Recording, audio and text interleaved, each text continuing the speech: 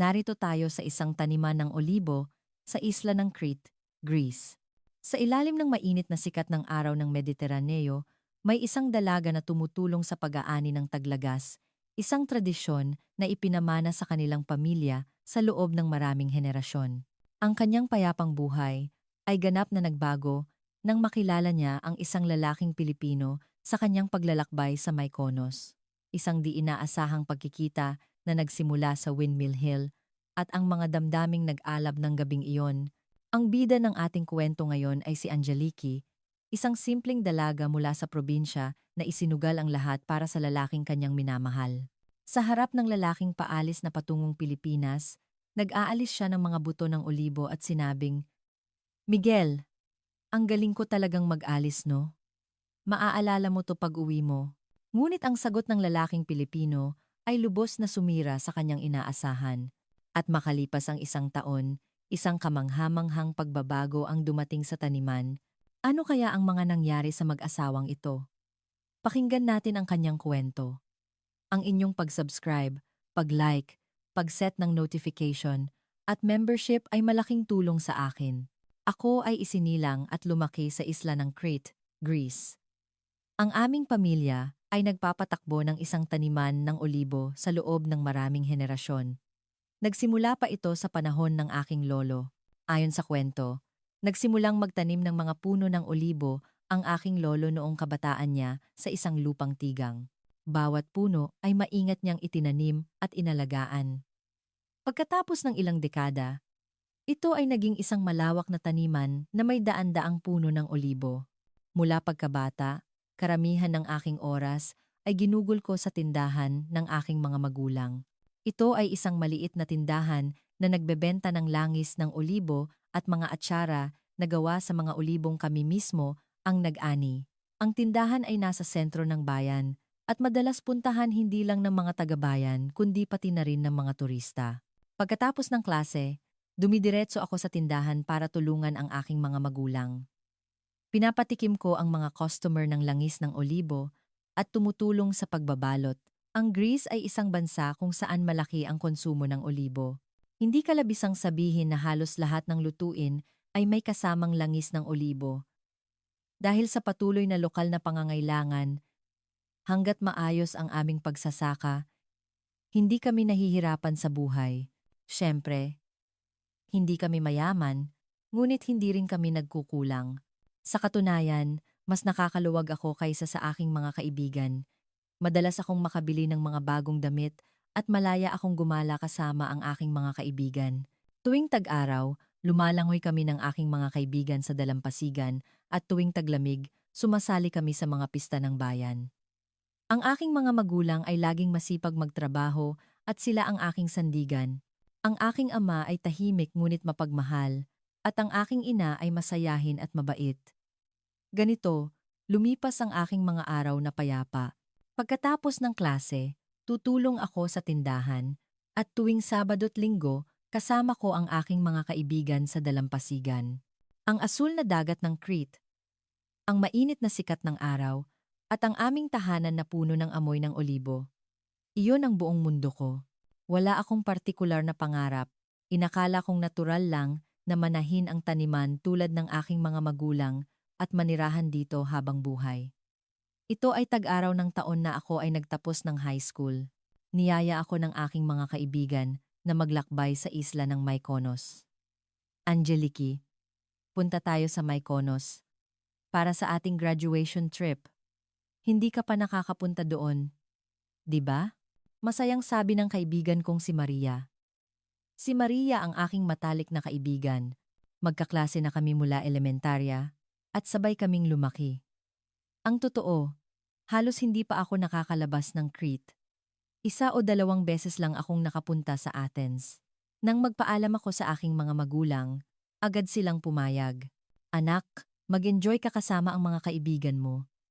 Mag-ingat ka at huwag kang masyadong magpapagabi sa labas," sabi ng aking ina habang inaabutan ako ng baon. Tumango rin ang aking ama at sinabing, "Habang bata ka pa, kailangan mong maglakbay. Magiging magandang karanasan yan." Hindi ko malilimutan ang pananabik na naramdaman ko nang makarating kami sa Mykonos. Pagbaba pa lang namin sa ferry, bumungad sa amin ang mga puting gusali at ang asul na dagat. Bilang isang sikat na destinasyon ng mga turista, napakaraming tao, puno ito ng mga Europeo mula sa iba't ibang bansa. Halo-halong Ingles, Pranses, Aleman, at Italyano ang naririnig ko. Inilagay namin ang aming mga gamit sa aming tinutuluyan at agad na lumabas, masaya kaming naglibot. Ang bawat makitid na eskinita ay puno ng magagandang tindahan at ang mga bulaklak na bougainvillea ay gumagapang sa mga puting pader. Ang ganda talaga rito! Magpicture tayo. Kumuha kami ng napakaraming litrato kasama ang aking mga kaibigan. Ang Little Venice, na may magandang kombinasyon ng mga puting gusali at asul na dagat, ay napakaganda. May mga restaurant na may mga balkonahing nakaharap sa dagat. Wow! Sobrang romantic kumain dito, sabi ni Sofia na may paghanga. Doon kami nananghalian at nag-shopping sa hapon. Bumili kami ng maliliit na souvenir at alahas. Nang magsimula ng lumubog ang araw, nagtungo kami sa Katumili Windmill Hill. Narinig namin na napakaganda raw ng paglubog ng araw doon. Bilisan natin.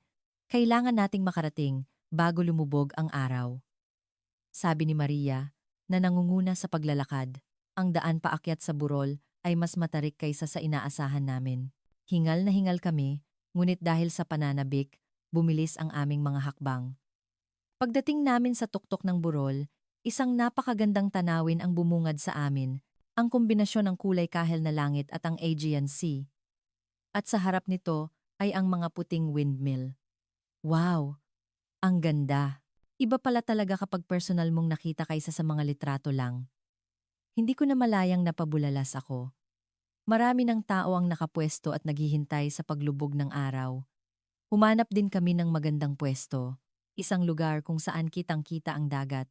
Habang nagkukuwentuhan kami ng aking mga kaibigan at pinapanood ang paglubog ng araw, biglang may isang mag-asawa sa harapan namin na bahagyang gumilid at hinarangan ang aming tanawin. Isang malaking lalaki at isang babaeng makapal ang make-up at tila may pagkabasagulero ang kanilang dating. Ganap na natakpan ang aming paningin. Nagkatinginan kami. Anong problema ng mga yan? Pabulong na sabi ni Sofia. Noong una, inakala naming nagkataon lang. Ngunit nanatili sila sa puwestong iyon, tumatawa at nag-uusap ng malakas. Ang mga tao sa paligid ay tila naiinis din, ngunit walang nagsasalita. Hindi na nakatiis ang kaibigan kong si Sofia at nilapitan sila. Excuse me, pwede po bang lumipat kayo ng pwesto? Gusto rin kasi naming panoorin ang sunset, magalang na pakiusap ni Sofia. Sinubukan niyang maging magalang hanggat maaari, ngunit ang reaksyon ng lalaki ay napakabastos. Humarap ang lalaki at sumagot ng may kayabangan. Bakit kami lilipat? Pwesto namin to. Unahan lang to. Kayo ang humanap ng ibang lugar. Sumabat din ang babae. Oo nga. Bakit ba nakikialam ang mga batang to sa matatanda?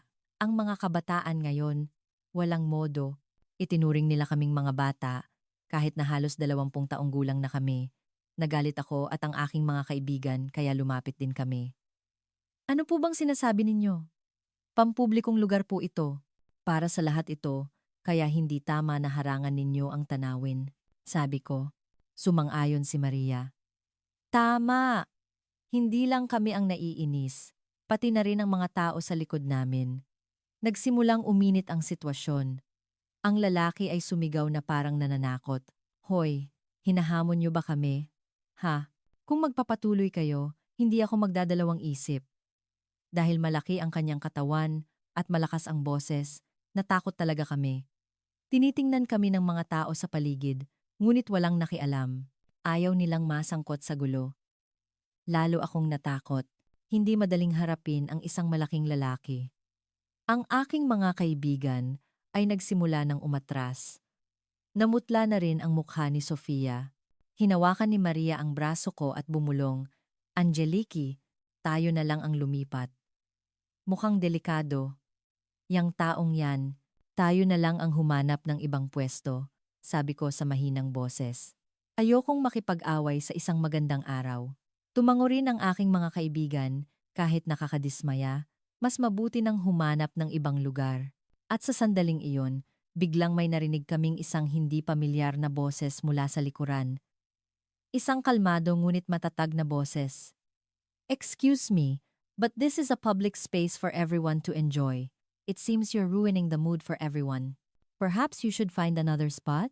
Ito ay matatas na Ingles, ngunit may halong kakaibang accent. Nagulat kami at lumingon. Isang medyo matangkad na lalaking taga-silangang Asya ang nakatayo doon. Maayos ang kanyang pananamit at kalmado ang kanyang ekspresyon. Suot niya ang kanyang salaming pang-araw na ngayon ay hawak na niya sa kanyang kamay. Ang kanyang mga mata ay hindi natitinag. Humarap ang mag-asawa para kumprontahin ang lalaki. "Hoy, sino ka para makialam?" Ngunit hindi natinag ang lalaking taga-silangang Asya. "I was waiting behind you as well, and I find your attitude quite disagreeable. Everyone here is uncomfortable." Tumingin siya sa paligid at maraming tao ang tumatango bilang pagsang-ayon. Ang mag-asawa ay tila nagmasid sa paligid at biglang nagbago ng tono. "Tsk!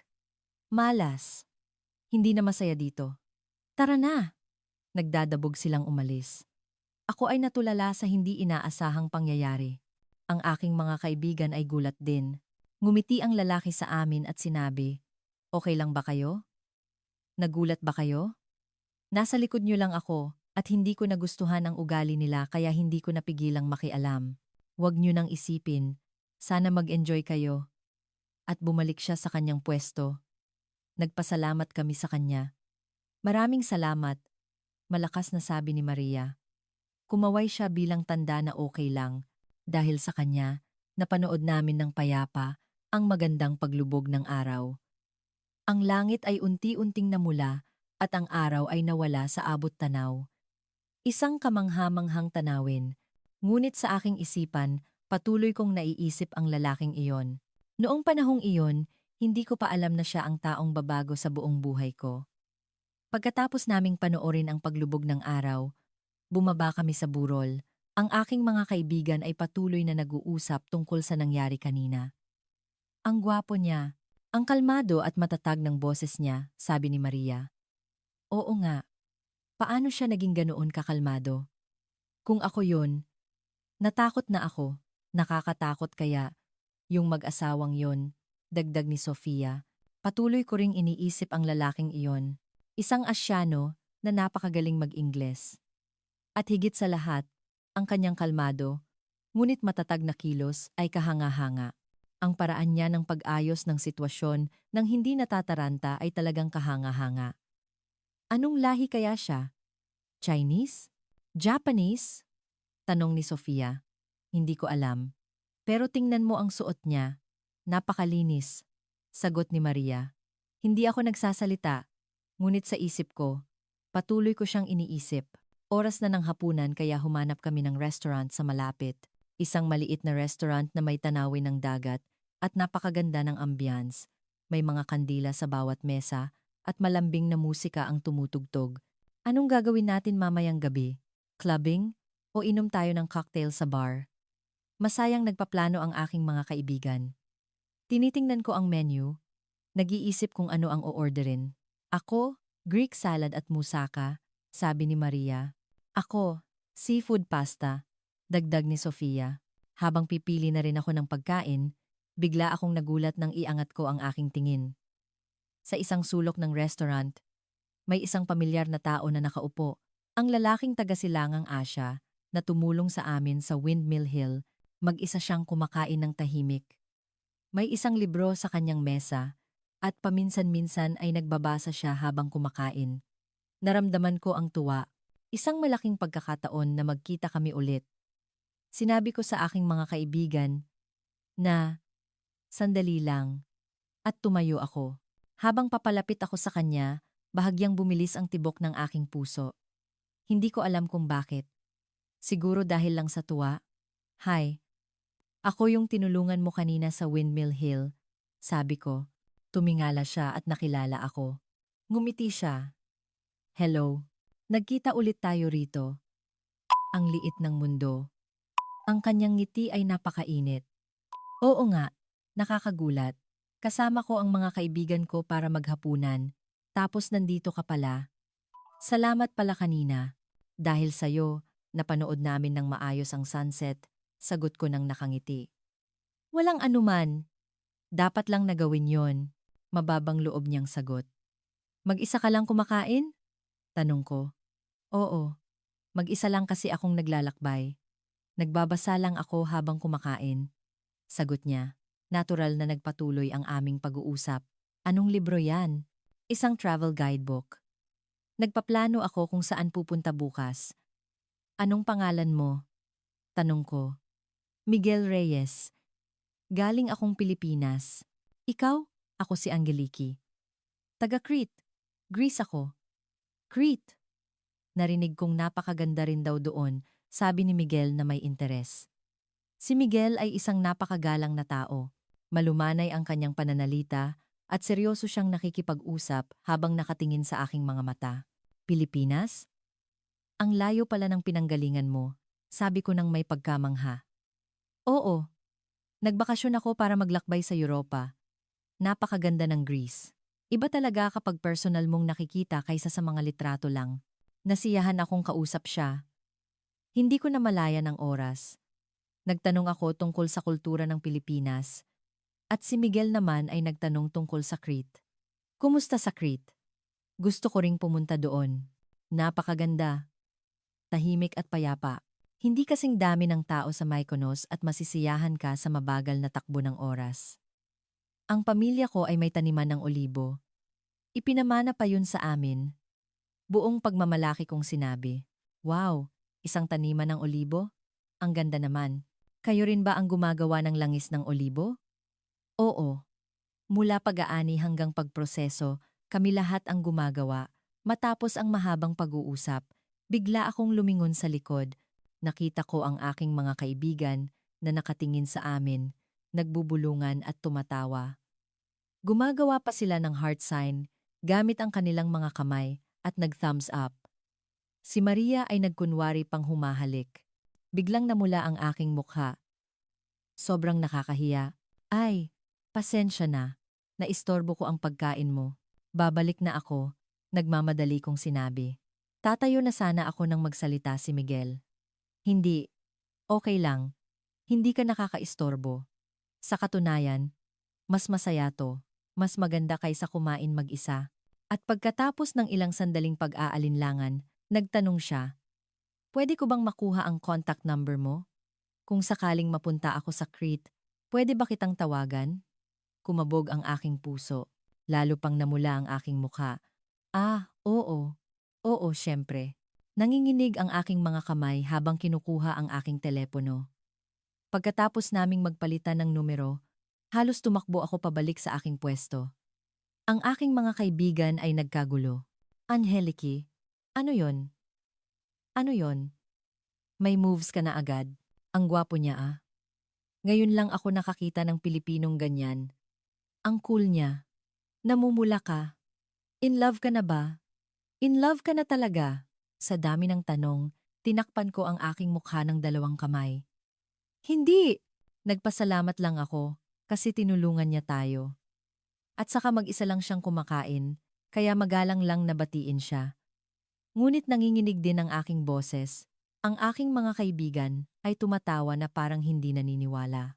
Pagkatapos kumain, bumalik kami sa aming tinutuluyan. Sinabi ng aking mga kaibigan na pagod na sila sa maghapong paglilibot at gusto na nilang magpahinga. Angeliki, magpahinga na lang tayo ngayon. Bukas na lang ulit tayo lumabas. Pagod na talaga ako, sabi ni Sofia habang humihikab. Ngunit iba ako. Interesado akong malaman ang nightlife dito na ibang-iba sa tahimik na bayan ng Crete. At higit sa lahat, patuloy kong iniisip si Miguel. Nakahiga ako sa kama, hawak ang aking telepono nang biglang may dumating na text. Galing kay Miguel. Hello, Angeliki. Nakapaghapunan ka na ba ng maayos? Kung okay lang sa'yo ngayon, gusto mo bang maglakad-lakad tayo sa gabi ng Mykonos? Medyo boring kasing maglakad mag-isa. Muling bumilis ang tibok ng aking puso. Kusang gumalaw ang aking mga daliri. Sige, saan tayo magkikita? Pagkatapos kong ipadala ang reply, maingat akong bumangon. Tila tulog na ang aking mga kaibigan. Dahan-dahan akong nagbihis at tumingin sa salamin. Nagsuklay ako at naglagay ng lip gloss. Hindi ko alam kung bakit ako ganito ka-conscious. Nag-iwan ako ng note para sa aking mga kaibigan. Maglalakad-lakad lang ako sandali. Huwag kayong mag-alala. At tahimik akong lumabas. Hinihintay ako ni Miguel malapit sa aming tinutuluyan. Sa ilalim ng ilaw ng poste, napakagwapo niya. Hindi ba ako late? Tanong ko. Hindi. Kararating ko lang din. Tara na. Ang kanyang ngiti ay napakainit at nagsimula kaming maglakad sa gabi ng Mykonos. Sa ilalim ng mga bituin, kumikinang ang mga puting gusali at may maririnig na musika mula sa malayo. Lahat ay parang panaginip. Naglakad kami ni Miguel sa gabi. Ang gabi sa Mykonos ay napakasigla. Ibang-iba ang kapaligiran kaysa sa araw. Kumikinang ang mga neon sign at naririnig ang musika mula sa iba't ibang dako. Dumaan kami sa isang sikat na kalye ng mga club at napakaingay. Ang dumadagundong na bass at hiyawan ng mga tao ay nakakabingi. Ang sigla pala rito. Ang daming tao, sabi ni Miguel habang nakangiti. Bawat pasukan ng club ay may mahabang pila at mga bouncer na kumokontrol sa pagpasok. Ang mga taong nakasuot ng magagarang damit ay nagtatawanan at nagkukuwentuhan. Umiling ako. Medyo hindi ko gusto ang ganitong kaingay. Sobrang ingay, hindi man lang tayo makapag-usap. Mas gusto ko ang mas tahimik pero maganda ang ambiyanse. Sa totoo lang, halos hindi pa ako nakakapunta sa club. Walang ganoon sa maliit na bayan namin sa Crete. Kung ganoon, may alam akong lugar. Isang bar na maganda ang ambiyanse. Gusto mong pumunta? Nakita ko kaninang hapon. Mukhang okay naman. Alok ni Miguel. Sige. Mas gusto ko yan. Naglakad kami sa isang eskinita. Umakyat kami sa isang maliit na hagdanan at nakita namin ang isang maliit na bar na may tanawin ng dagat. May mga upuan sa labas, sa isang terrace, at malambing na jazz music ang tumutugtog. Hindi maraming customer, ngunit napakaganda ng ambiyanse. Nang umupo kami sa terrace, dumampi ang malamig na hangin. Sa malayo, kumikinang ang maitim na alon ng Aegean Sea. Sinasalamin ng buwan ang dagat. Ang ganda talaga rito, sabi ko nang may paghanga. Di ba? Magaling akong humanap ng lugar, ano? Sabi ni Miguel na may pagmamalaki. Anong gusto mong inumin? Tanong ni Miguel. Okay lang ba ang cocktail? Hindi ko kasi alam eh. Anong may recommend mo? Mojito, gusto mo? Refreshing at masarap. Sige, yan na lang. Umorder si Miguel sa bartender. Isang mojito at isang margarita. Makalipas ang ilang sandali, dumating ang magagandang cocktail. Ang mojito na may mga dahon ng mint ay mukhang napakasarap. Inangat namin ang aming mga baso at nag-cheers. Para sa isang bagong pagkikita at sa isang gabing kasing ganda nito, sabi ni Miguel. Para sa isang bagong pagkikita, sabi ko rin. Ang tunog ng aming mga baso ay malinaw na umalingaw-ngaw. Habang umiinom ng cocktail, nag-usap kami tungkol sa iba't ibang bagay. Anong trabaho mo sa Pilipinas? Tanong ko. Nagtatrabaho ako sa isang kumpanya sa Maynila. Sa marketing. Nagpo-promote ng mga bagong produkto at nakikipag-ugnayan sa mga customer. Mukhang masaya. Masaya. Pero sobrang abala at nakaka-stress. Laging kailangang kumilos ng mabilis. Maraming overtime. At mataas ang stress. Sabi ni Miguel na may bahid ng pagod sa mukha. Kaya ako nagbakasyon. Gusto kong magpahinga. Gaano ka katagal maglalakbay? Mga 2 linggo. Plano kong libutin ang iba't ibang lugar sa Greece. Pagkatapos ng Mykonos, iniisip kong pumunta sa Santorini. Ang ganda ng Santorini. Nakapunta na ako doon. At napakaganda ng sunset. Ikinuwento ko rin ang tungkol sa akin. Ang pamilya ko ay may taniman ng olibo. Sa isang maliit na bayan sa Crete, napakatahimik. Walang masyadong abala, at parang ang bagal ng takbo ng oras. Wow, ang sarap naman. Hindi ko pa naranasan ang ganyang buhay, laging hinahabol ng oras. Kumusta naman sa Maynila? Narinig kong napakalaki at komplikado raw. Oo, tama. Sobrang dami ng tao, matataas ang mga gusali, at maningning ang mga ilaw, isang lungsod na gising bata 4 oras.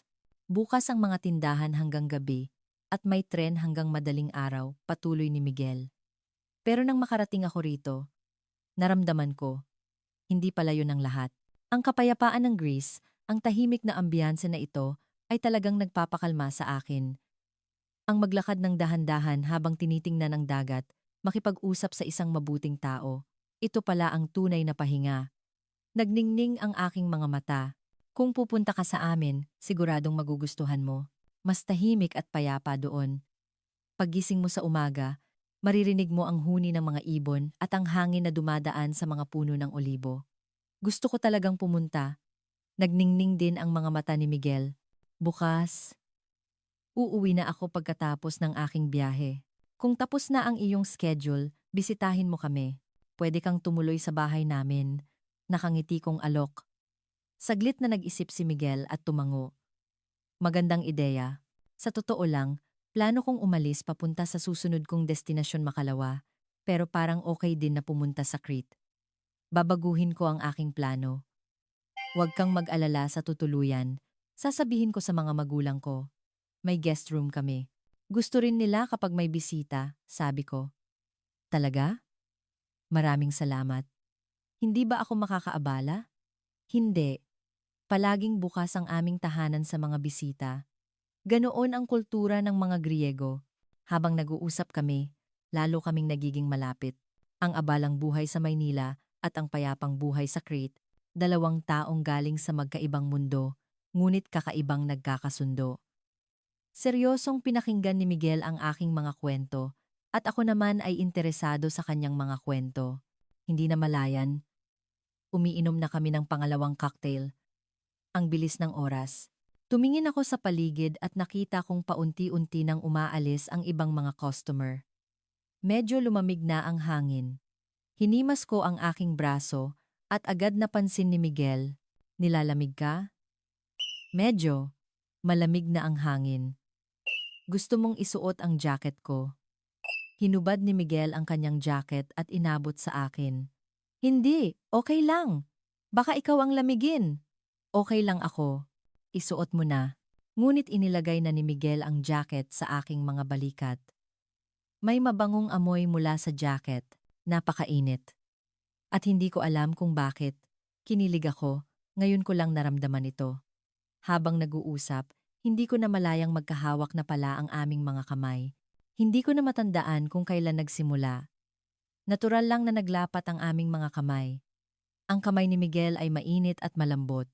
Ang puso ko ay parang sasabog sa bilis ng tibok. Angeliki. Oo, napakasaya kong kausap ka. Ngayon ko lang naramdaman ang ganitong gaan. Tumingin si Miguel ng diretso sa aking mga mata. Ako rin. Sobrang saya ko rin, nanginginig kong sabi. Gaano katagal na kaya ang lumipas? Nang umalis kami sa bar. Lampas na ng hating gabi. Ang bilis ng oras. Gabi na pala, sabi ko. Oo nga. Sobrang saya kong kausap si Angeliki kaya hindi ko na malayan ang oras, sagot ni Miguel. Tahimik kaming naglakad sa eskinita. Magkahawak pa rin ang aming mga kamay. Kapag nagkakatinginan kami, napapangiti kami. Walang nagsasalita, ngunit nararamdaman namin ang isa't isa. Nang makarating kami sa harap ng tinutuluyan ni Miguel, huminto kami. Salamat sa gabing ito. Dahil sa'yo, naging espesyal ang gabi ko, sabi ko. Ako rin. Isang napakasayang gabi, hinigpitan ni Miguel ang hawak sa aking kamay, at dahan-dahan siyang lumapit sa aking mukha. Tila huminto ang aking paghinga. Parang sasabog ang aking puso. Ang kanyang labi ay dumampi sa aking labi. Isang malambot at mainit na halik. Ang aking unang halik. Pagkatapos ng halik, nagkatinginan kami.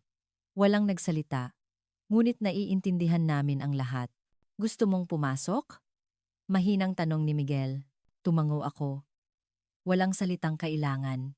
Magkasama kaming pumasok sa loob. Nang gabing iyon, mas nakilala namin ang isa't isa. Isang mainit at matamis na gabi. Habang nakayakap ako sa mga braso ni Miguel bago matulog, naisip ko, ito na ba ang pag-ibig? Kinaumagahan, maaga akong nagising at maingat na bumalik sa aming tinutuluyan bago pa magising ang aking mga kaibigan. Nakahiga ako sa kama at inalala ang nakaraang gabi. Muli, namula ang aking mukha. Ngayon ko lang naramdaman ito. Nang magising ang aking mga kaibigan at magtanong kung saan ako galing, sinabi ko lang na naglakad-lakad ako. Gusto ko munang itago sa aking puso ang sikretong ito. Tiningnan ako ni Maria na may pagdududa, ngunit hindi na siya nagtanong pa. Pagbalik ko sa Crete, patuloy kaming nag-usap ni Miguel. Tuwing umaga, may mensahe na ako mula sa kanya. Good morning! Kumusta ang panahon dyan? Iniisip kita, mga simpleng usapan. Ngunit napakasaya ko. Nagre-reply ako habang tumutulong sa taniman. Nag-ani kami ng olibo ngayon. Sobrang pagod. Nanganak ang pusa namin. Ang cute! Iniisip din kita. Tuwing nagpapadala ako ng mensahe, namumula ang aking mukha. Makalipas ang 2 araw, sinabi ni Miguel na pupunta siya sa Crete. Kumabog ang aking puso. Hindi ako makapaniwalang magkikita kami ulit. Kailangan kong sabihin sa aking mga magulang. Nag-isip ako kung paano ko ipapaliwanag. Ma, Pa, may isang kaibigan akong bibisita sa Crete. Pwede ba siyang tumuloy sa atin ng isang araw? Maingat kong tanong habang naghahapunan. Ngumiti ang aking ina at sumagot. Siyempre, welcome ang mga bisita. Kailangan kong linisin ang guest room. Lalaki ba o babae? Kaibigan lang na nakilala ko sa biyahe. Galing siyang Pilipinas. Mabilis kong sagot. Pilipinas? Ang layo naman. Paano kayo nagkakilala? Tanong ng aking ama. May tumulong sa akin sa Mykonos. Kaya kami naging magkaibigan. Hindi na nagtanong pa ang aking mga magulang. Sa Greece, napakahalaga ng pagtanggap sa mga bisita. Agad na inayos ng aking ina ang guest room at naglabas naman ng magandang alak ang aking ama. Sa araw ng pagdating ni Miguel, sinundo ko siya sa daungan. Hinintay ko ang pagdating ng ferry. Sobrang kaba ko. Pinagpapawisan ang aking mga kamay. Nagsimulang bumaba ang mga tao mula sa ferry at hinanap ko si Miguel. At sa wakas, nakita ko siya, si Miguel, na may dalang backpack. Malakas akong kumaway. Miguel, nakita rin ako ni Miguel at ngumiti ng malapad habang papalapit. Angeliki. Tumakbo ako at niyakap siya. Napakasarap na magkita ulit. Okay lang ba ang biyahe mo? Hindi ka ba nahilo sa barko? Okay lang. Ang ganda ng tanawin. Ang gaganda ng mga isla mula sa dagat. Tumingin si Miguel sa paligid. Ito pala ang Crete. Mukhang napakapayapa. Habang papunta kami sa bahay, ipinakilala ko ang aming bayan. Ito ang bayan namin. Maliit, no? Mga 2,000 lang ang populasyon. Maliit pero napakaganda. Ang gaganda ng mga gusali at napakalinis ng hangin. Ibang-iba sa Maynila. Ayan, yung nakikita mo. Yan ang tindahan namin. Nagbebenta kami ng langis ng olibo at atsara. Gusto kong pumunta dyan mamaya. Sabi ni Miguel na may interes. Sumakay kami ng kotse papunta sa aming bahay. Ang bahay namin ay nasa labas ng bayan. Pagdating namin, naghihintay ang aking mga magulang sa bakuran. Tuloy kayo. Kaibigan ka ni Angeliki, di ba? Napagod ka siguro sa mahabang biyahe, mainit na pagbati ng aking ina. Hello po. Ako po si Miguel Reyes. Galing po akong Pilipinas. Maraming salamat po sa pag-imbita. Isang karangalan po na makituloy sa ganito kagandang lugar. Magalang na bumati si Miguel. Nakipagkamay din ang aking ama. Galing ka pala sa Pilipinas. Ang layo. Magpahinga ka. Simple lang ang bahay namin, pero sana maging komportable ka. Malugod na tinanggap ng aking mga magulang si Miguel. Nagbigay si Miguel ng mga regalong dala niya mula sa Pilipinas. Mga pinatuyong mangga at kape. Pagkatapos ilagay ang gamit sa guest room, ipinasyal ko si Miguel sa taniman. Ito ang aming taniman ng olibo. Inalagaan pa ito mula sa panahon ng aking lolo. Ang mga punong ito ay halos 50 taon na. Namangha si Miguel sa malawak na taniman. Wow! Ang lawak. Lahat ba ito puno ng olibo? Ang dami. Oo, mga 500 puno. Sa Setyembre, nagsisimula kaming mag-ani. Sobrang abala noon. Dinala ko si Miguel sa pagawaan. Dito namin ginagawa ang langis ng olibo. Ipapakita ko sa'yo. Ipinakita ko ang proseso ng paglalagay ng olibo sa makina at pagpiga. Isang gintong langis ng olibo ang lumabas. Wow! Nakakamangha palang panoorin. Ang ganda ng kulay at ang bango. Sabi ni Miguel na kumikinang ang mga mata. Gusto mong tikman? Kumuha ako ng bagong gawang langis at isinawsaw ang tinapay. Inabot ko kay Miguel. Maingat niya itong kinagat. Wow! Masarap. Napakasariwa. At mabango. Masarap pala to ng ganito. Mas masarap kung may suka. Kumuha ako ng balsamic vinegar at isinawsaw din ang tinapay. Ang kombinasyon ng langis at suka ay napakasarap. Tinikman ni Miguel at nag-thumbs up. Ang sarap talaga. Ngayon lang ako nakatikim ng ganito. Sa Pilipinas, hindi kami ganito kumain. Tila humanga si Miguel sa pag-aasikaso ko sa kanya. Salamat, Angeliki. Isang napaka-espesyal na karanasan ito. Ang makatikim ng langis ng olibo na kayo mismo ang gumawa. Walang anuman. Ipapakita ko pa sa iyo ang bayan namin. Naglibot kami sa Crete. Pumunta kami sa dalampasigan at kumain sa isang maliit na taverna. Kumain kami ng sariwang seafood habang nakatingin sa dagat. Para akong nasa paraiso. Parang ang bagal ng oras at lahat ay payapa, sabi ni Miguel. Gabi na nang bumalik kami sa bahay. Naghahanda na ng hapunan ang aking ina. Ngayong gabi, magluluto ako ng musaka. Sabay na tayong kumain, Miguel. Espesyal na recipe ng pamilya to. Sama-sama kaming kumain sa hapag. Tinanong ng aking mga magulang si Miguel tungkol sa iba't ibang bagay. Kumusta sa Pilipinas? Ibang-iba ba sa amin? Opo, malaki po ang pagkakaiba. Pero napakaganda po rito. Payapa at mainit. Mababait din po ang mga tao. Inaasikaso ka ba ng maayos ni Angeliki? Opo. Sobrang maalaga po siya. Pagkatapos kumain, pumunta si Miguel sa guest room. Pumasok din ako sa aking kwarto ngunit hindi ako makatulog. Si Miguel lang ang nasa isip ko. Hindi ako makapaniwalang nasa kabilang kwarto lang siya. Tiningnan ko ang orasan. Lampas na ng hating gabi. Dahan-dahan kong binuksan ang pinto at lumabas sa pasilyo. Nag-alinlangan ako sa harap ng pinto ng guest room. Kakatok ba ako? O babalik na lang? Habang nag-iisip ako, bumukas ang pinto. Nakatayo si Miguel. Angeliki, papunta ka ba sa akin? Namula ang aking mukha. Nang binglaku alang aking mukha. Kasi. Hindi ako makapagsalita. Hinawakan ni Miguel ang aking kamay at hinila ako papasok. Pasok ka, iniisip din kita. Hindi ako makatulog. Nang gabing iyon, muli naming pinatunayan ang aming nararamdaman para sa isa't isa. Tahimik ngunit nag-aalab. Nakatulog ako sa mga bisig ni Miguel. Iniisip kong kailangan kong bumalik sa aking kwarto bago mag-umaga, ngunit pumikit na ang aking mga mata. Ngunit kinaumagahan, nakatulugan ko at huli na akong nagising. Nagmamadali akong bumalik sa aking kwarto, ngunit huli na ang lahat. Oras na ng almusal, oras na ng almusal. Umupo kami sa hapag, ngunit kakaiba ang kapaligiran.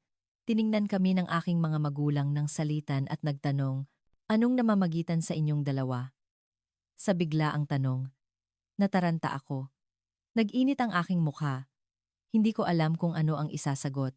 Idinagdag ng aking ina, maaga akong nagising kanina, pero wala ka sa kwarto mo, Angeliki. Kaya sumilip ako. Lalo pang namula ang aking mukha. Mukhang alam na ng aking ina ang lahat. Ngunit si Miguel ay ngumiti at sumagot. Nagmamahalan po kami. Isang kalmado ngunit matatag na boses. Nagulat ako at napatingin kay Miguel. Ang aking mga magulang ay nagulat din at natahimik. Unang nagsalita ang aking ama. Nagmamahalan? Anong ibig mong sabihin? Ilang araw pa lang kayong magkakilala para sabihing pag-ibig na yan. Seryoso ang kanyang boses, ngunit hindi naman galit ang kanyang mukha. Nataranta pa rin ako at hindi makapagsalita. Kalmadong sumagot si Miguel. Mahal na mahal ko po si Angeliki. Mula pa noong una kaming magkita sa Mykonos, alam ko ng espesyal siyang tao. Habang mas nakakasama ko siya, lalo akong nakakasiguro. Nagtanong ang aking ina. Nagkakilala kayo sa Mykonos? Gaano na kayo katagal? 1 linggo na po. Tapat na sagot ni Miguel. 1 linggo? Nanlaki ang mga mata ng aking ama. Mahigpit kong hinawakan ang aking mga kamay sa ilalim ng mesa. Sobrang kaba ko, ngunit biglang tumawa ang aking ama. Pag-ibig sa loob ng 1 linggo? Ang bilis naman ng mga kabataan ngayon. Noong panahon namin, hindi ganyan. Ngumiti rin ang aking ina. Ikaw nga, 2 linggo pa lang tayong magkakilala. In love ka na sa akin. At 1 buwan lang, nagpakasal na tayo. Seryoso akong nagtatanong, iniisip mo na ba ang pagpapakasal? Tila hihimatayin ako. Hindi ko inaasahan ang salitang kasal. Masyadong mabilis ang mga pangyayari. Ngunit si Miguel ay hindi natinag. Mas seryoso pa siyang sumagot. Opo, gusto kong bumuo ng kinabukasan. Kasama si Angelique. Ngayon lang ako naging ganito kasigurado. Ang puso ko ay parang sasabog. Panaginip ba ito? Si Miguel ay talagang iniisip na ang kasal. 1 linggo pa lang kaming magkakilala. Ngunit pareho ang nararamdaman ko. Lagi kong iniisip na gusto kong makasama si Miguel. Nagkatinginan ang aking mga magulang. Nagtanong ang aking ina, Miguel, anong trabaho mo sa Pilipinas? Sabi ni Angelique, nagtatrabaho ka raw sa isang kumpanya. Opo, sa Maynila po ako nagtatrabaho. Sa marketing po, isang matatag na trabaho. Kung ganoon, kailangan mong bumalik sa Pilipinas, di ba? Anong plano mo para sa anak namin?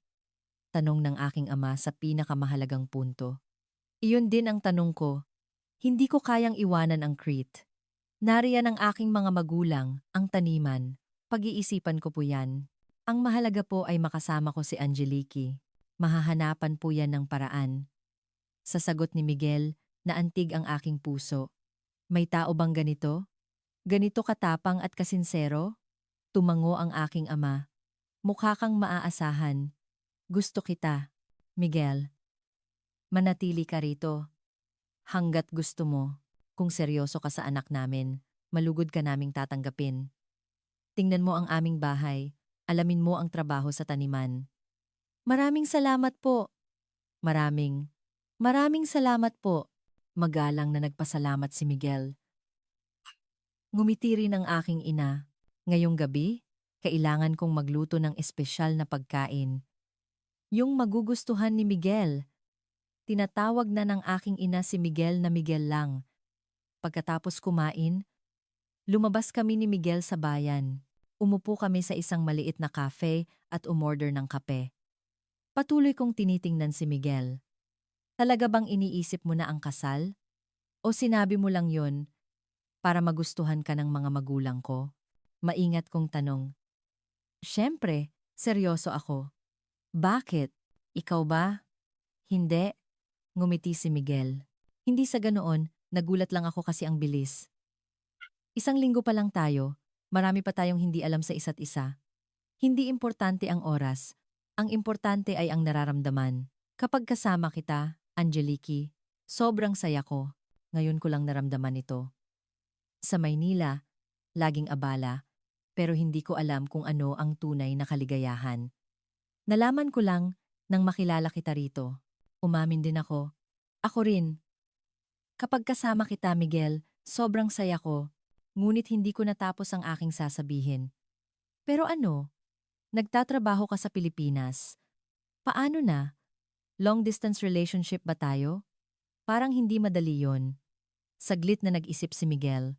Sa totoo lang, iniisip ko rin yan. Kailangan kong bumalik sa Pilipinas para magtrabaho. Pero may paraan yan. Pwede akong bumisita ng madalas, Huminto si Miguel. Ngunit alam kong hindi iyon praktikal. Masyadong malayo ang Pilipinas at Greece. Mahigit 10 oras sa eroplano. Hindi pwedeng laging bumisita. Tila lumungkot ang aking mukha. Nagtanong si Miguel. Angelique, anong iniisip mo? Iniisip ko na magkasama tayo rito.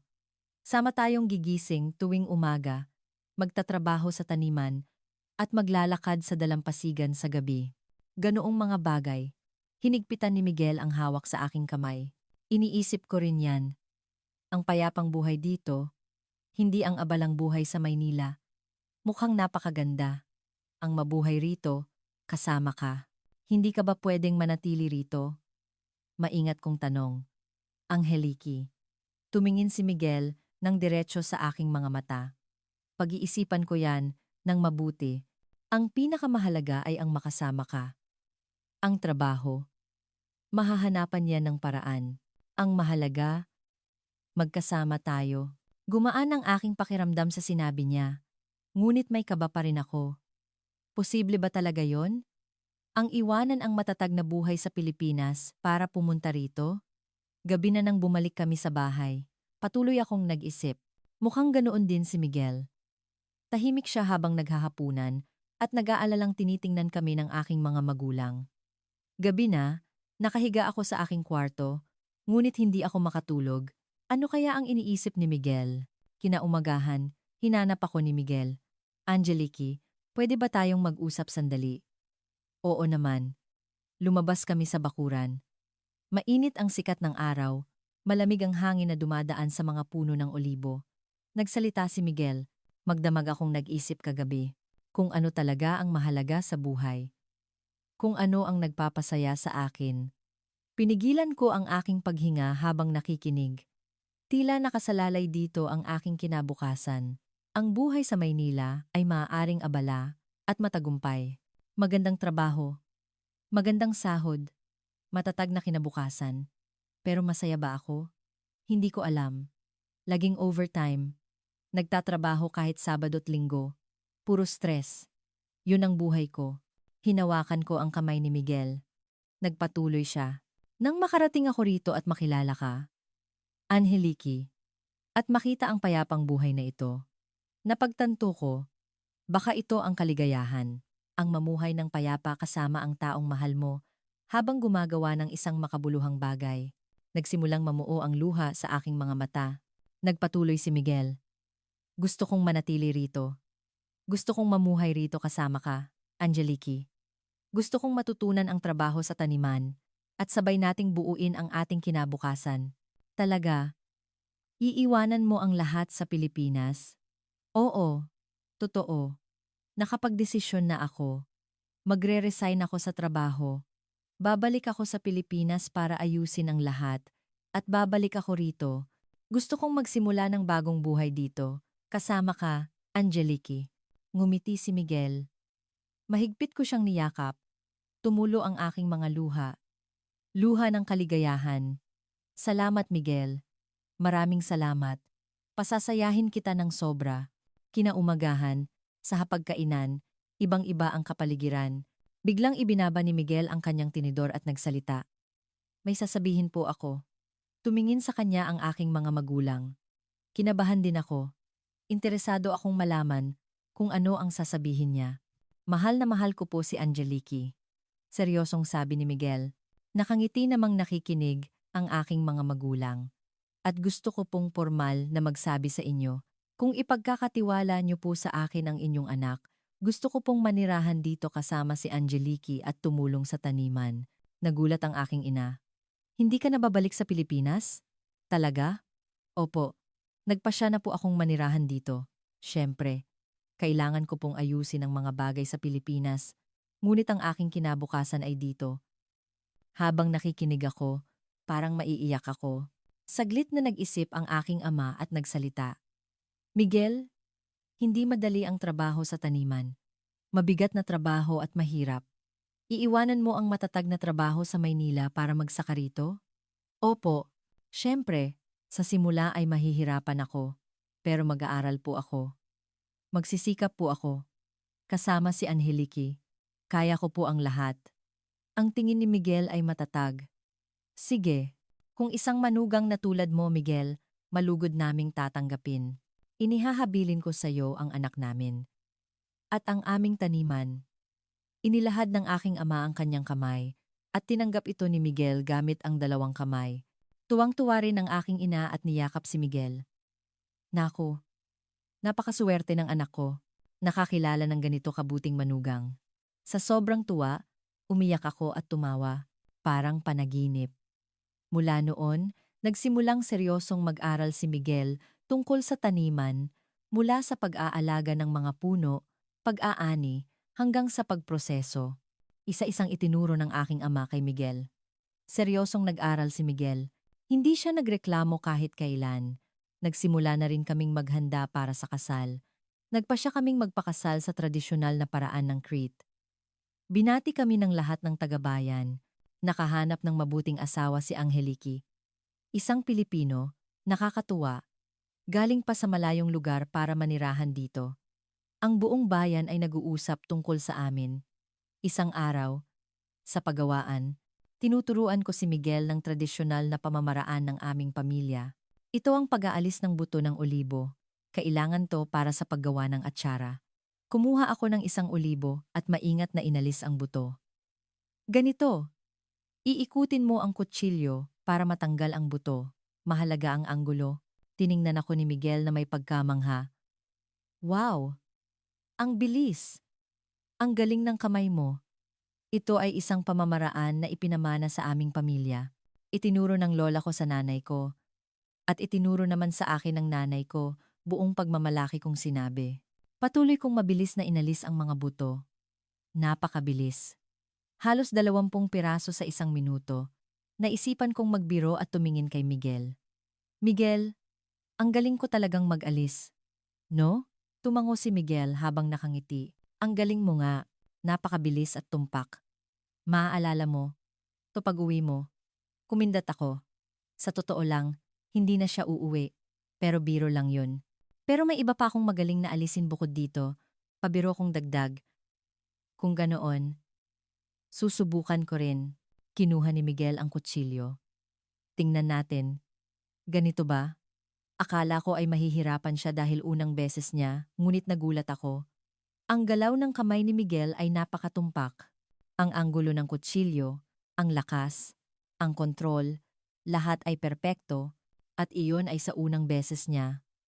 Paano mo nagagawa yan? Unang beses mo ba talaga? Ang mga Pilipino kasi ay may angking galing sa kamay. Mula pagkabata, sanay na sa paggamit ng kutsara at tinidor, kaya sanay sa mga detalyadong galaw. At noong nag-aaral, marami kaming natutunan sa paggamit ng kutsilyo sa art class, nakangiting sagot ni Miguel. Patuloy siyang nag-alis ng mga buto, mas mabilis at mas tumpak kaysa sa akin. Talagang nakakamangha. Sa loob ng 5 minuto, natapos niya ang dami na inaabot sa akin ng 3 minuto. Pumasok ang aking ama sa pagawaan at nagulat nang makita si Miguel. Aba, hindi yan gawa ng isang baguhan. Miguel, napakagaling ng kamay mo. Mas mabilis ka pa kay Angeliki. Salamat po. Nag-focus lang po ako. Mababang loob na sagot ni Miguel. Gabi na, may ilang tagabayan na bumisita sa amin. Sama-sama kaming gagawa ng atsara. Namangha ang mga kababaihan sa galing ni Miguel. Grabe, parang may ginto ang kamay ng binatang Pilipinong yan. Mas magaling pa sa atin. Oo nga. Ngayon lang ako nakakita ng ganyan kabilis at katumpak. Ngumiti lang si Miguel habang patuloy sa trabaho. Hindi lang sa pag-aalis ng buto, mabilis din niyang natutunan ang ibang gawain. Paglalagay sa bote, paglalagay ng label, pagbabalot, lahat ay ginagawa niya ng tumpak at mabilis. Talagang ang mabilis matuto ang mga Pilipino. At masipag pa, sabi ng aking ama. Kumalat ang balita sa bayan. Ang Pilipinong manugang ni na Angeliki, napakasipag daw. Nakakainggit, sana makahanap din ng ganyang lalaki ang anak ko. Ipinagmamalaki ko siya, ngunit nahihiya rin. Dumating na ang araw ng aming kasal. Nagpakasal kami sa hardin sa likod ng aming bahay. Sa lugar na may tanawin ng dagat, nagpalitan kami ng mga panata suot ang aming mga damit pangkasal. Nakasuot ako ng puting damit. At si Miguel naman ay nakasuot. Dumating ang lahat ng tagabayan para batiin kami. May musika, sayawan, at masasarap na pagkain. Isang napakasayang araw. Habang sumasayaw kami ni Miguel, lahat ay perpekto. Nagsimula ang aming buhay mag-asawa at seryosong pumasok si Miguel sa trabaho sa taniman. Ngunit may mga kakaibang nangyari. Ang paraan ng pagtatrabaho ni Miguel ay ibang-iba sa amin. Angeliki, tingin ko mas mapapabilis natin ang gawaing ito, sabi ni Miguel. Paano? Sa Pilipinas, kapag ganitong trabaho, gumagawa kami ng sistema. Halimbawa, sa paglilipat ng mga inaning olibo, kung babawasan natin ang distansya ng paglalakad, makakatipid tayo ng oras. Inayos ni Miguel ang layout ng paggawaan. Inilagay niya sa isang tuwid na linya ang lugar para sa mga inaning olibo, ang lugar ng paghuhugas, at ang lugar ng pagproseso. Talagang mas naging madali ang trabaho. Nabawasan ang oras ng paglalakad-lakad. Hindi lang yan, ginamit ni Miguel ang kanyang kaalaman sa marketing na natutunan sa Pilipinas. Paano kung ibenta natin ang ating langis ng olibo online? Online? Ano yon? Hindi ko alam. Palagi kaming nagbebenta sa tindahan lang. Oo, pwede nating ibenta sa buong mundo gamit ang internet. Gagawa tayo ng website, gagamit ng social media, at ipapaalam sa lahat kung gaano kaganda ang ating produkto. Noong una, nag-aalinlangan ang aking ama. Gagana ba yan? Maliit lang ang ating taniman. Subukan po natin. Napakaganda ng kalidad ng ating langis. Kailangan lang nating ipaalam sa iba. Ito po mismo ang trabaho ko sa Pilipinas. Buong kumpiyansang sabi ni Miguel. Gumawa siya ng website at kumuha ng magagandang litrato. Nagsulat din siya ng description sa Ingles.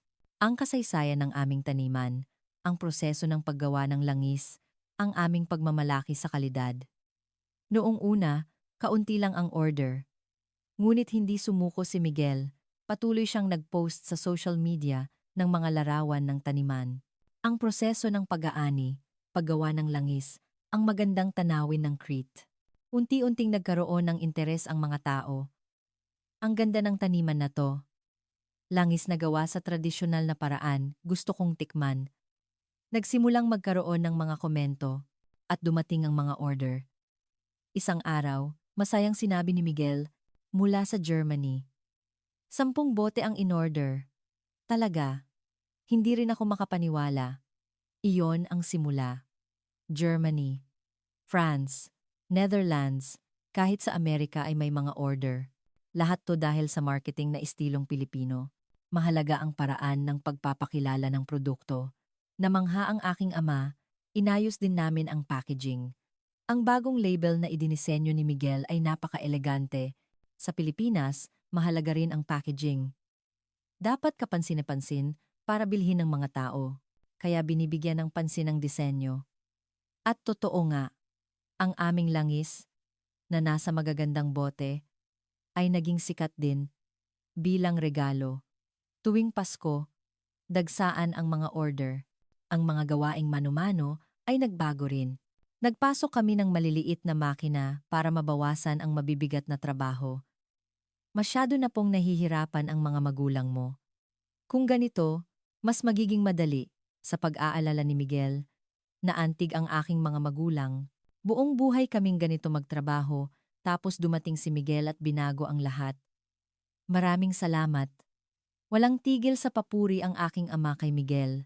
Isang Pilipinong manugang, mas mahusay pa sa 10 anak. Talagang pumasok ang suwerte sa aming tahanan. Dahil kay Miguel, umunlad ang ating taniman. Itinuring na rin ng aking ina si Miguel na parang tunay na anak. Miguel, huwag mong masyadong pagurin ang sarili mo. Dahan-dahan lang. Ang kalusugan mo ang pinakamahalaga. Napansin din ng mga taga-bayan ang pagbabago. Ang taniman ni na Angelique, ang lakas daw ngayon. Dumarating daw ang mga order mula sa ibang bansa. Dahil daw lahat kay Miguel. Kapag istilong Pilipino ang trabaho, doble ang bilis. May mga taga-bayan na lumalapit kay Miguel para humingi ng payo. Miguel, turuan mo naman kami. Paano ba magtrabaho ng ganyan kahusay? Paano magsimula ng online selling? Wala pong sikreto. Kailangan lang magplano, bawasan ang sayang, at maging matiyaga, at mahalaga rin ang pakikipag-usap sa mga customer. Buong pusong tumulong si Miguel dahil sa kanya, unti-unting umunlad ang buong bayan. Ang ibang taniman ay nagsimula na ring magbenta online at sumigla ang buong bayan. Naging uso sa bayan ang paghanga sa Pilipinong manugang. Sana makahanap din ng Pilipinong lalaki ang anak ko.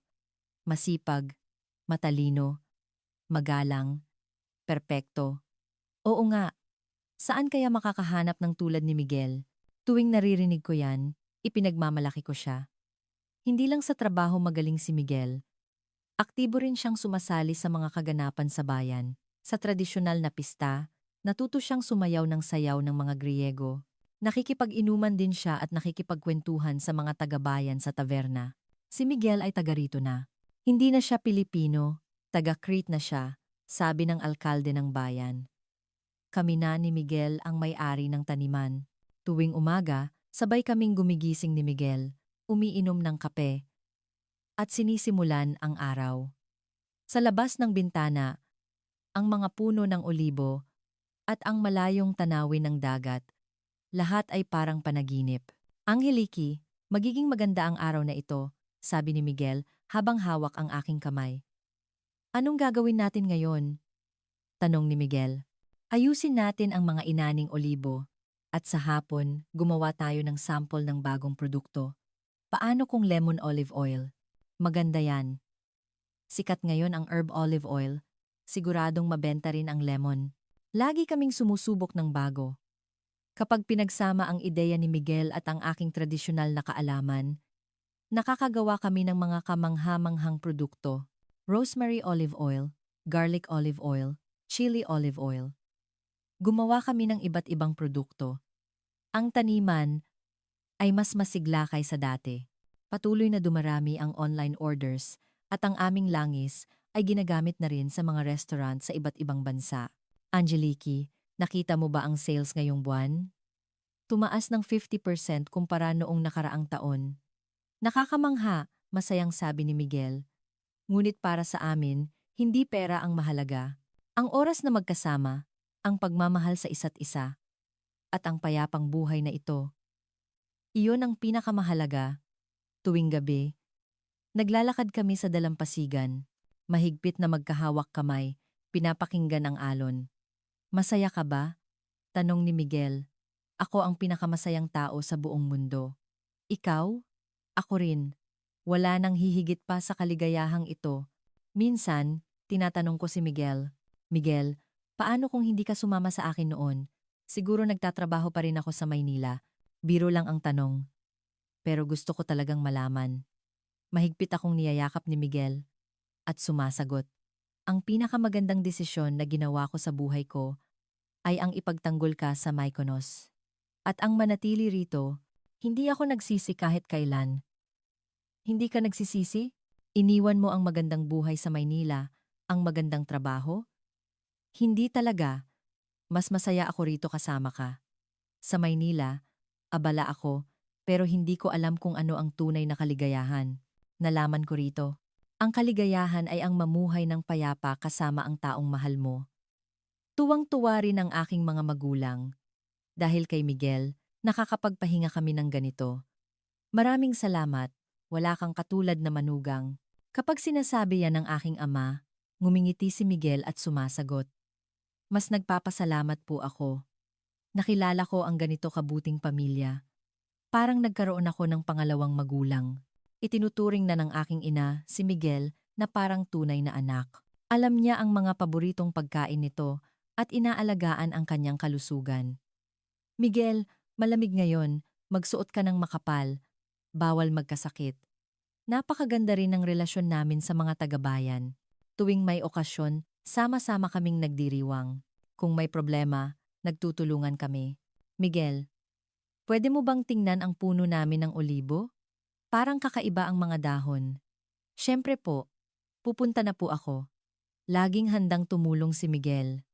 Ngayon, may bago kaming pangarap, ang magtayo ng isang maliit na guest house sa taniman. Isang lugar kung saan mararanasan ng mga tao ang ganda ng Crete at ang buhay sa taniman. Pwedeng sumama sa pag-aani, gumawa ng sariling langis. Ideya ito ni Miguel. Napakagandang ideya. Gawin natin. Siguradong magugustuhan ng mga tao. Nagpaplano na kami. Sa ilalim ng mainit na sikat ng araw ng Mediteraneo, naglalakad kami sa gitna ng mga puno ng olibo. Niyayakap ni Miguel ang aking baywang at isinasandal ko ang aking ulo sa kanyang balikat. Tuwing umiihip ang hangin, kumakaluskos ang mga dahon ng olibo at naaamoy namin ang dagat mula sa malayo. Angeliki, mahal kita. Mahal din kita, Miguel. Mahigpit naming niyayakap ang isa't isa habang pinapanood ang paglubog ng araw. Ang kulay kahel na langit ay nagkukulay sa dagat At sa ilalim nito, lalong lumalalim ang aming pag-ibig. Isang di inaasahang pagkikita na nagsimula sa Windmill Hill sa Mykonos. Sino ang mag-aakalang hahantong ito sa ganito kagandang buhay? Isang binatang Pilipino at isang dalagang Griego mula sa probinsya. 2 taong galing sa magkaibang mundo na nagkakilala at naging isa. Ngayon, sa signboard ng aming taniman, may nakasulat na rin na Tagalog kasama ng Griego. Taniman NG Olibo NG Crete. Isinulat mismo ni Miguel. Namamangha ang mga bata sa bayan at nagtatanong, ano po yan? Sulat yan sa Pilipinas. Tuturuan kayo ni Tito Miguel. Tinuturuan din ni Miguel ang mga bata ng Tagalog at Arnis. 1, 2, 3, sumisigaw ang mga bata sa Tagalog habang sumisipa. Napaka-cute. Tito Miguel, ang ganda po pala ng Pilipinas. Gusto ko rin pong pumunta doon balang araw. Nagliliwanag ang mga mata ng mga bata. Marami na rin akong natutunan tungkol sa kulturang Pilipino. Natuto akong gumawa ng kimchi at marunong na rin akong magluto ng adobo. Minsan, kapag nagluluto ako ng pagkaing Pilipino, namamangha ang mga taga-bayan. Ito ba ang adobo? Ang sarap! Ang sinigang. Napakasarap na sabaw. Ang aming kuwento ay kumalat na rin sa labas ng bayan. Nailathala ito sa lokal na dyaryo. Binatang Pilipino. Natagpuan ang pag-ibig at tagumpay sa Crete, Greece. Pagkatapos lumabas ang artikulo, mas maraming tao ang bumisita sa aming taniman. Binisita namin kayo. Napakaganda ng kwento nyo. May ganito palang pag-ibig. Kasama si Miguel, inaalala namin ang lahat ng ito. 1 taon na ang nakalipas, hindi ko man lang naisip ang mga bagay na ito. Kung hindi ako pumunta sa Mykonos noon, kung hindi tumulong si Miguel, kung hindi ko siya kinausap, lahat ay nagkataon lang, ngunit ang mga pagkakataong iyon ay nagsama-sama at naging tadhana. Angeliki, anong iniisip mo? Iniisip ko kung gaano tayo kasuwerte. Oo nga, napakasuwerte natin. Pero dahil din ito sa nagkaroon tayo ng lakas ng loob. Ang lakas ng loob na lumapit sa isa't isa. Ang lakas ng loob na magmahal. Tama si Miguel. Masuwerte kami, pero matapang din kami. Sa sandaling ito, sa ilalim ng araw ng Mediteraneo, ang aming kaligayahan ay ganap na. Wala nang mas perpekto pa rito. Ang pagsasama ng sigla ng Pilipinas at kapayapaan ng Greece ay lumikha ng isang magandang harmonya. Iyan ang aming buhay. Mahigpit naming hinahawakan ang kamay ng isa't isa habang pinapanood ang paglubog ng araw. Bukas, sa makalawa, at habang buhay, magkasama kami. Tulad ng paglago ng mga puno ng olibo, dahan-dahan ngunit tiyak, ang aming pag-ibig ay lalago rin. Kumusta ang kwento ngayon? Kung nagustuhan ninyo, mag-subscribe, mag-like, at iset ang notification para sa mas marami pang kwento. Pindutin ang membership at super thanks button para maibahagi ang mga nakakaantig na kwento sa mas maraming tao. Salamat sa panonood.